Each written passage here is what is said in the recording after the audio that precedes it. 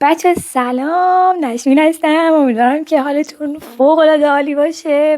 بچه زمانی که داری آشنا میشی با یه نفر، برای اولین باری که میبینیش میگی It's nice to meet you. It's nice to meet you.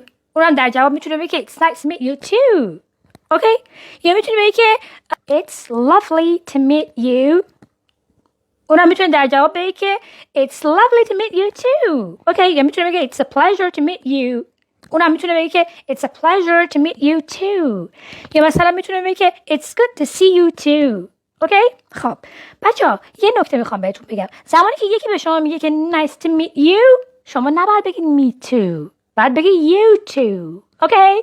پس It's nice to meet you، شما میگی you too. ممکنه بگه که It's lovely to meet you، شما میگی you too. It's a pleasure to meet you، شما میگی you too، نمیگی me too. حواست باشه. خیلی خوب، بریم سراغ نکته بعدی.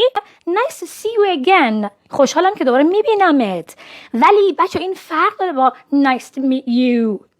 It's nice to meet you یعنی اینکه من برای اولین بار دارم با یه نفر ملاقات میکنم و میبینمش. اوکی؟ پس این با اون فرق داره. پس موقعی که یه نفر رو میشناسی، خیلی وقت ندیدیش و بهش میگی long time no see، خیلی وقتی که ندیدمت، میتونی در جواب بگی It's good to see you again، خیلی خوبه که دوباره میبینمت. خیلی خوبه که دوباره میبینمت. خب بچه‌ها نمیتونیم بگیم pleasure to meet you، یا نمیتونیم بگیم که It's nice to meet you، یا نمیتونیم بگیم که nice to meet you. میتونیم بگیم که nice to see you again.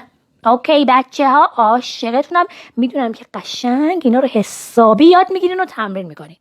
بچه مثلا شما خیلی کسا رو دوست دارین ولی خب واقعا دیدنشون برای شما دور از دسترسه. خب و مثلا کیا؟ مثلا ورزشکارا، بازیگرا، نمیدونم سلبریتی، یا کسایی که خب خیلی دوست دارید اونا رو ملاقات کنید و بالاخره شما موفق میشین که اونا رو ملاقات بکنید. میتونید بگین که It's great to finally meet you. خب یعنی بالاخره من ملاقات کردم تو رو. It's great to finally meet you. و در جواب هم مثلا اون ممکنه بگه که Thank you. It's nice to meet you too. اوکی؟ ممکنه که اینجوری بگه. پس این finally بچه، این finally خیلی مهم است. پس It's great to finally meet you. اوکی بچه ها، یادتون نره.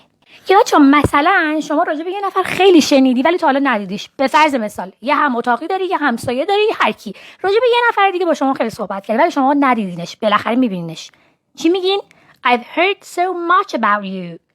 خیلی راجع بهت شنیده بودم. خب مثلا حالا اونم خیلی کنجکاو میشه، مثلا میگه که خدا کنه که حالا چیز بدی نشنیده باشی.